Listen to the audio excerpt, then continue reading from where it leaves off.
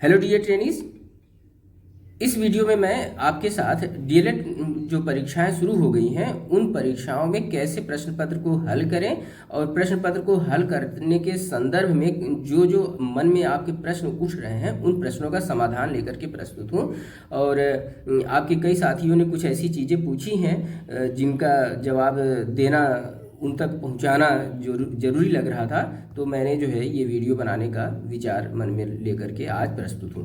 तो अगर आपने चैनल को सब्सक्राइब नहीं किया है तो कृपया करके सब्सक्राइब कर लें, ताकि ऐसे कोई भी वीडियो जो आपकी संगत अनिवार्य और उपयोगी हो सकते हैं वह आप तक स्वतः ही पहुंच जाए।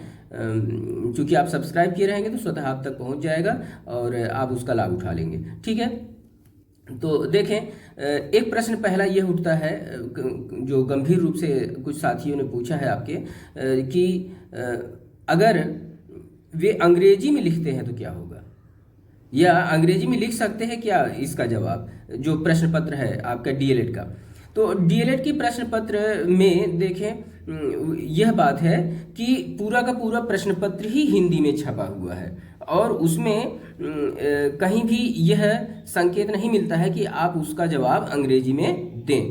तो अगर हो सके तो आप जो है कि हिंदी में प्रश्न पत्र छपा है तो आप हिंदी में ही उसका उत्तर दें, तो ज़्यादा सुविधाजनक और ज़्यादा अच्छी बात होगी। फिर भी जिन लोगों को अंग्रेजी में लिखने में हिंदी में लिखने में मुश्किल है, अंग्रेजी में लिख दे रहे हैं या इंग्लिश मीडियम की पृष्ठभूमि से आए हैं और अंग्रेजी में लिख दे रहे हैं, तो हम लोग उन्हें अंक दे देते हैं और एज इट इज़ ही अंक इवेल्युएट करते हैं, उसमें कोई कटौती नहीं करते हैं। लेकिन जो अपेक्षा यह है कि आप हिंदी का प्रश्न पत्र पूरा बना है तो हिंदी में ही लिखें। अच्छा, समस्या कहाँ आ सकती है, जैसे आप अगर जो है कि किसी ऐसे सब्जेक्ट का आंसर कर रहे हैं जिसमें जो है कि आपको, जैसे हिंदी का ही प्रश्न पत्र है, हिंदी का प्रश्न पत्र आप कैसे हल करेंगे अगर आपको हिंदी नहीं आती है। जाहिर सी बात है आपको हिंदी आती है, तो समस्या कहाँ है। समस्या आपको शायद जो है कि टर्म एंड टर्मिनोलॉजीज से रिलेटेड है, जो अन्य भाषाएं विषय हैं, जैसे साइंस का है तो उसके टर्म्स आपको तुरंत पिक करने में मुश्किल आ रही होगी हिंदी वाले, तो वहाँ आप टर्म्स यूज़ कर लीजिए अंग्रेजी का और एज इट इज़ आप जो है लैंग्वेज हिंदी का डिलीवर करिए। हमको लगता है कहीं मुश्किल नहीं है। कोशिश यह करें कि आप हिंदी में दे लें, लेकिन अगर आप अंग्रेजी में भी देते हैं तो हम ये नहीं कह रहे हैं कि आप अंग्रेजी में देने के लिए एकदम तत्पर हो जाइए। अंग्रेजी में नहीं दें यह मैं कह रहा हूँ, क्योंकि प्रश्न पत्र ही हिंदी में है। इस बात को ज़्यादा लंबा खींचना नहीं चाह रहा हूँ। सिंपल से 2 लाइन में प्रश्न पत्र हिंदी में है तो हिंदी में उत्तर दें। हाँ, फिर भी आप अंग्रेजी में दे ले रहे हैं तो उसका इवेल्युएशन होता है और हमारे समक्ष ऐसी कोई मार्गदर्शक बातें नहीं हैं कि आपके साथ क्या किया जाना चाहिए। तो उस लिहाज से आप प्रश्न पत्र का जो जवाब है कोशिश करें हिंदी में, प्रश्न पत्र हिंदी में ही दीजिए। अब प्रश्न पत्र कैसे हल करें इस पर आते हैं। कई साथी आपके जो है कि कई चीज़ें पूछे हैं तो उनको क्रम से लेंगे। अच्छा चलिए, सबसे पहले जो आवश्यक है वह यह कि जो अनुभव से बताना चाह रहा हूँ, आप लोगों की कॉपियाँ देखने पर ये मिलता है कि आप लोग जो है कि कभी कभी कुछ लोगों के रोल नंबर पढ़ने में नहीं आ रहे होते। रोल नंबर भैया साफ साफ लिखिए, ये तो बहुत ज़रूरी चीज़ है। रोल नंबर साफ साफ लिखा हो और जो आपकी ज़रूरी सूचनाएं हैं प्रथम पृष्ठ की वह एकदम दुरुस्त तरीके से लिखी हो, इस पर तो पूरा ध्यान दीजिए। अब उसके बाद ही प्रश्न हल करने की बात आती है। तो चलिए, अब प्रश्न हल करते समय एक बात पूछते हैं, कहते हैं कि क्या कॉपी में बॉर्डर बनाएं, हाशिया बनाएं कि न बनाएं। तो देखिए, मैं आपको एक कॉपी पर ही ले चल रहा हूँ। कॉपी देखिए, अब जैसे ये मैंने बॉर्डर इस पर कॉपी में बना दिया है। यह जरूरी नहीं कि आप बॉर्डर बनाएं, एक बात। दूसरी चीज़ यह है कि जो कॉपियां हैं उनमें प्रायः केवल लाइन पड़ी है तो आप ये वाला जो किनारा है इधर तो एक लाइन खींच दें, यह ठीक है। इधर भी प्रायः स्टूडेंट्स खींचते हैं, दोनों साइड में बॉर्डर खींचते हैं।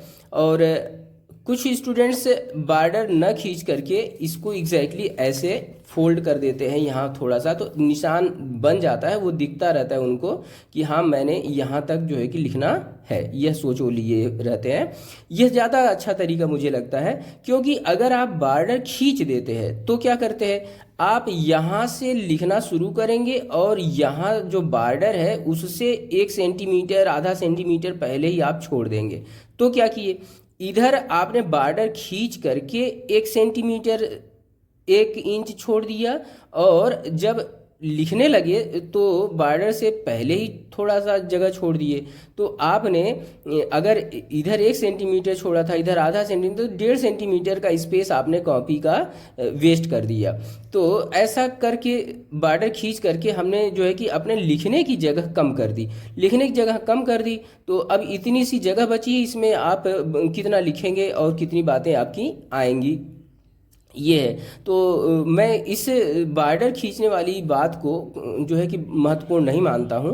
मैं सोचता हूँ कि आप केवल इस साइड में एक हाशिया डाल दें, ताकि यह हो कि हम यहाँ पर ही चीज़ें जो है कि इस बॉर्डर से इधर नहीं लिखेंगे, यहाँ पर इधर ही हम लिखेंगे, यह क्लियर हो। अच्छा, इधर का महत्व है, इधर का महत्व नहीं है, यह मैं बता रहा हूँ कैसे और कितना महत्व है। देखिए, इधर का जो ये बॉर्डर खींचते हैं वो पीछे उसके यह कारण होता है कि हम जो लिख रहे हैं वो है जो है कि एक दायरे में नज़र आए। तो दायरा तो वैसे ही इसका अंत जो है स्वयं में एक दायरा है, आप वहाँ तक जा सकते हैं, पूरी वो ले सकते हैं। लेकिन अगर आप चाहते हैं जैसे किताबों में लिखा है उस तरह से, तो एक स्पेस आप अपने लिए ऐसा बना लें कि हाँ हम इतना जो है कि यहाँ तक जाएंगे, और उसके बाद जब बिना हाशिया डाले आपकी सभी पंक्तियाँ जो है यहाँ तक आ रही हों, और उसके बाद न लिख रहे हो इधर बढ़ा घटा करके न लिख रहे हो, तो जैसे बुक्स में लिखी रहती है एज इट इज़ लुक आपका आए, वह ज़्यादा अच्छा लगता है।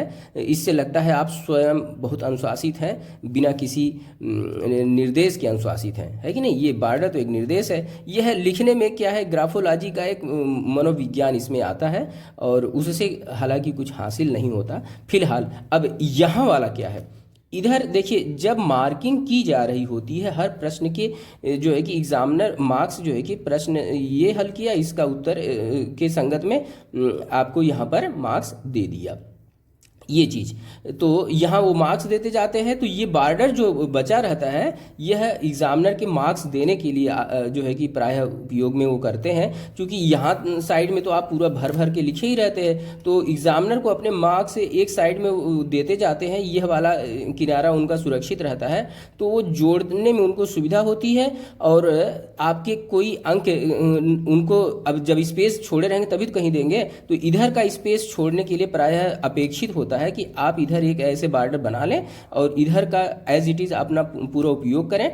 और अगर पूरी कॉपी में ऐसे भरे रहते हैं तो फिर वो कहाँ नंबर दें, ये वाला दिक्कत रहता है। और फिर कभी यहाँ नंबर दिए, कभी यहाँ जगह देखे, यहाँ दिए, तो वो जोड़ते समय वो भूल जाते हैं, तो एक आध नंबर की जोड़ घटाना में मुश्किल आती है, वो वाली न आए इसके लिए हाशिए का उपयोग सही रहता है।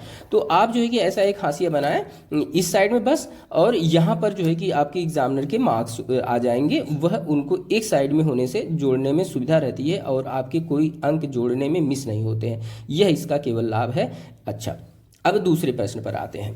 आपके मन में दूसरा प्रश्न यह आता है कि हल करते समय हम क्या लिखें। आप जो है कि हमने बहुत सारी कॉपियों में देखा है, स्टूडेंट्स लिख देते हैं 1 2 3 या 1 2 3 ऐसे, तो अब ऐसे कट पीट भी करते रहते हैं।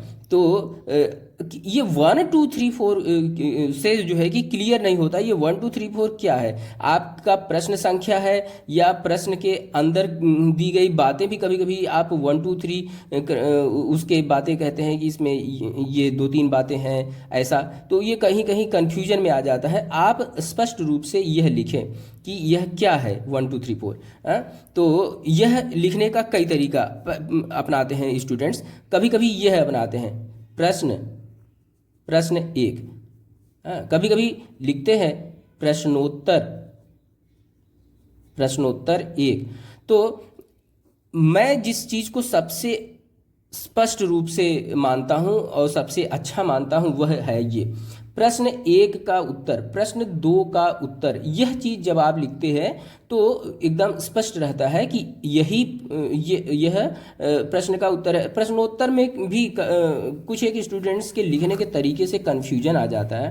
वो प्रश्नोत्तर अपना मान रहे हैं पहला, कि प्रश्न पत्र का पहले प्रश्न का उत्तर ही प्रश्नोत्तर एक या दो। तो ये वाला संदिग्धता कुछ स्टूडेंट्स ने कभी कभी उत्पन्न कर दिया है। इसलिए मैं सीधे से बोलता हूँ, प्रश्न एक का उत्तर, प्रश्न दो का उत्तर, ऐसा जब कहते हैं तो कोई संदेह नहीं रह जाता है कि आपने यह क्या किस प्रश्न का उत्तर दिया है।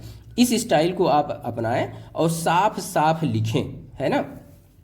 अच्छा, अब उसमें बहुविकल्पी प्रश्नों का उत्तर कैसे दें, देखें। जैसे एक प्रश्न था, उसका उत्तर मैंने यहाँ पर मान लीजिए लिखा है। तो प्रश्न एक का उत्तर, उसमें ऑप्शन बी सही है तो ऑप्शन बी भी लिखा और साथ में ऑप्शन बी में क्या बात थी वह भी लिख दिया। तो कहीं से कन्फ्यूजन नहीं रह गया कि आपका जो उत्तर है वह कौन सा ऑप्शन है, ए बी सी डी या अ ब स द क्या था। और अ ब स द भी लिखने के बाद उसमें क्या बात थी यह भी आपने जब शब्दों में जो वहाँ पर था वो लिख दिया, तो यह संदेह रहित उत्तर आपका रहा। यह एक बेहतर तरीका होता है बहुविकल्पी प्रश्नों का उत्तर देने का। ठीक है, तो ये कुछ ये बातें।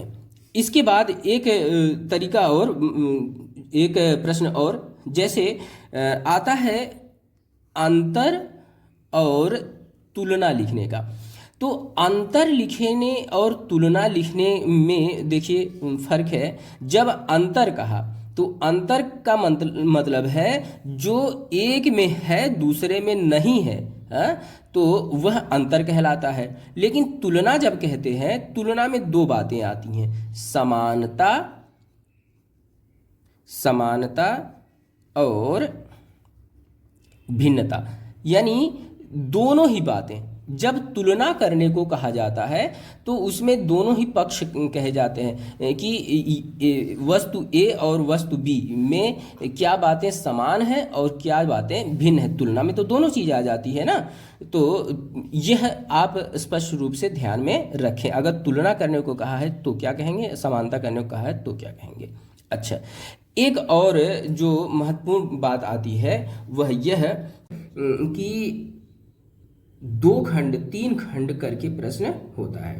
तो दो दो तीन तीन खंड करके प्रश्न है और आप को वह उत्तर देने में सदैव ये ध्यान रखना है कि आप उन दो तीन खंडों में जो भी बातें हैं उनको पूरा का पूरा उत्तर में शामिल करेंगे और स्पेस देंगे। जैसे मान लीजिए एक प्रश्न है, लवण किसे कहते हैं, यह कितने प्रकार का होता है, अम्लीय लवण का उदाहरण दीजिए।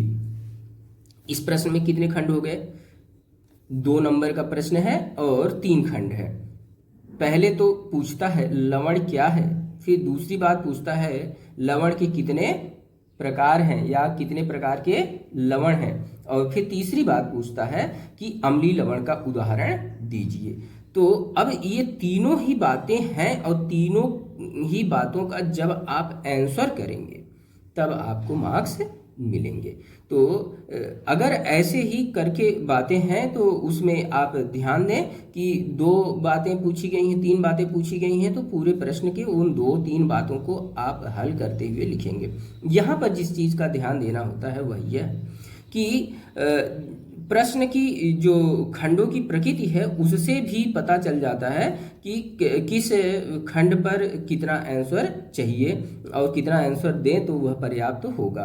तो उसका भी ध्यान रखते हुए आप जो है कि प्रश्न का उत्तर दें, जिससे कि एग्जामिनर आपके साथ न्याय कर सके। जब आप प्रश्न के साथ न्याय करते हैं तभी आपके साथ एग्जामिनर भी न्याय करता है, क्योंकि एग्जामिनर के समक्ष आपकी केवल कॉपी है और कॉपी में आपका पूरा मंतव्य स्पष्ट हो जाना चाहिए।